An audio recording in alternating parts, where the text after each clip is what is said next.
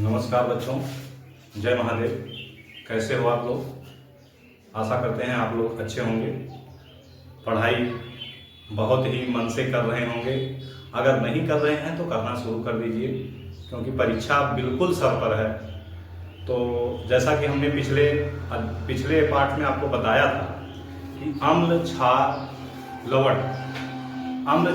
लवण को बताया। उसके बाद हमने बताया था कि एक एक चीजें अपनी, उसके बाद टॉपिक बाय टॉपिक चलेंगे। तो अम्ल क्षार को जानने से पहले एक छोटा सा हेडिंग है, उसको जान लेते हैं।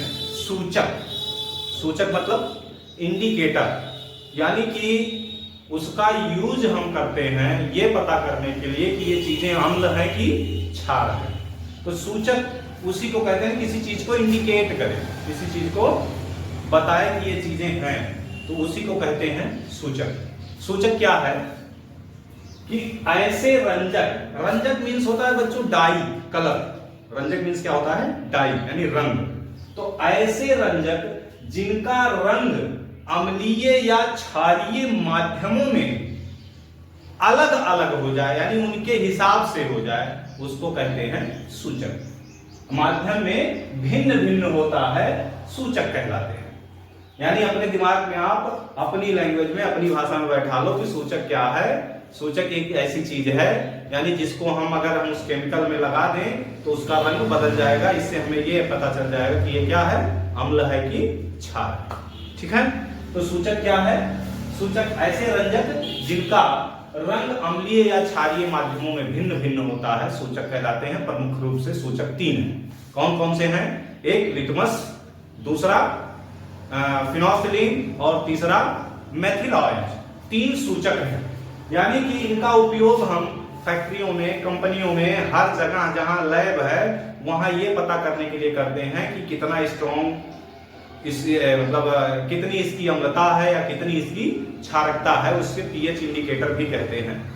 इनको हम डालते ही उसमें क्या होता है बता देता है कि ये कॉस्टिक है, ये मतलब एल्कोलिटी है, क्षारीय है, ये अम्लीय है।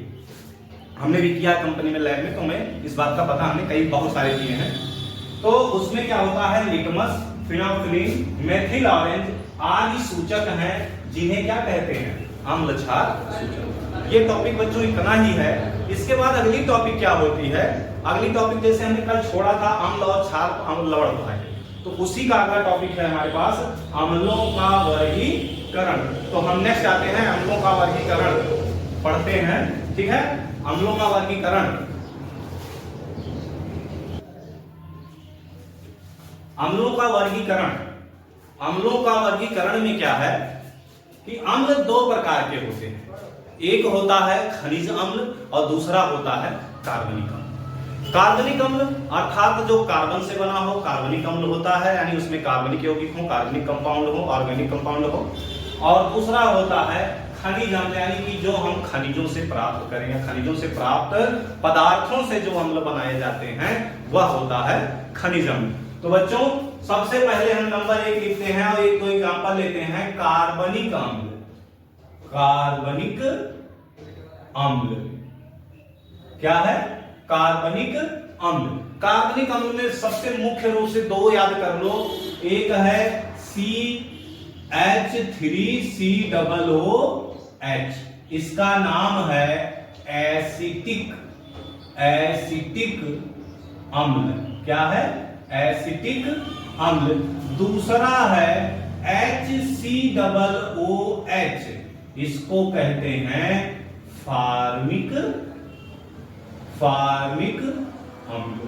अम्ल बच्चों बहुत सारा है, अम्ल ढेर सारे हैं, लेकिन 2 एग्जांपल बहुत हैं। इसके बाद आता है हमारे पास खनिज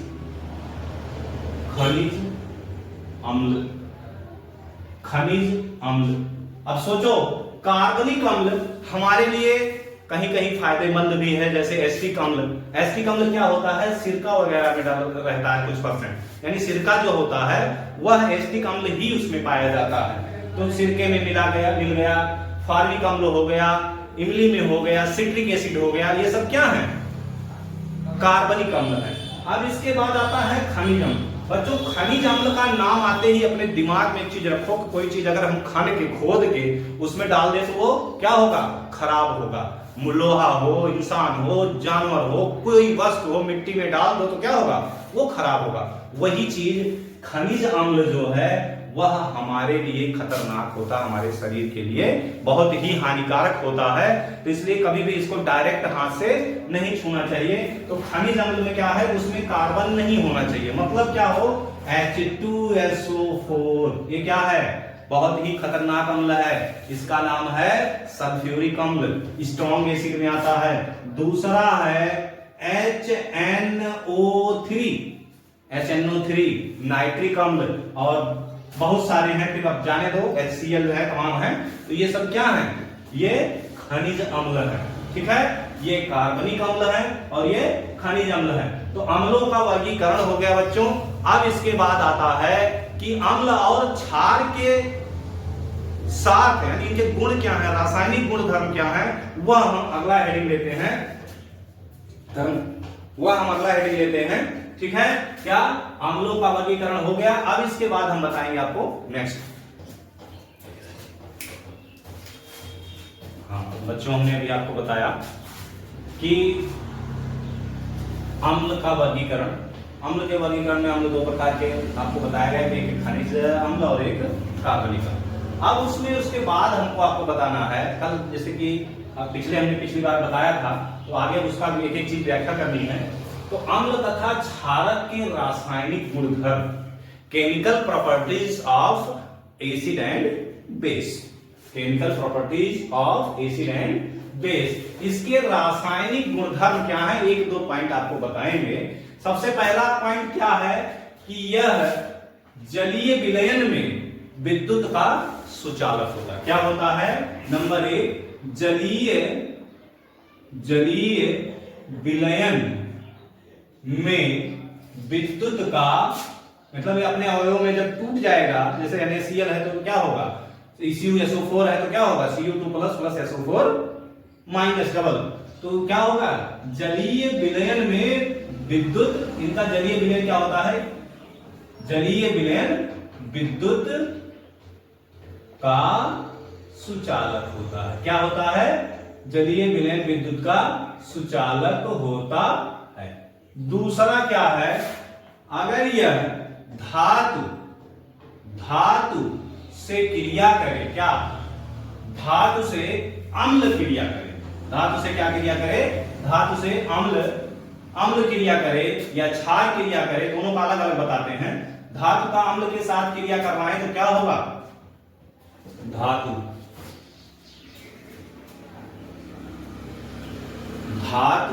प्लस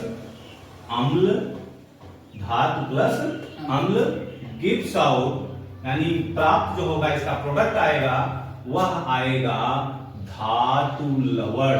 क्या होगा, धातु लवण और प्लस हाइड्रोजन गैस, तो चाहे आप ऐसे लिखो या सीधा लिख दो, H2 मुक्त होगा, फ्री हो जाएगा।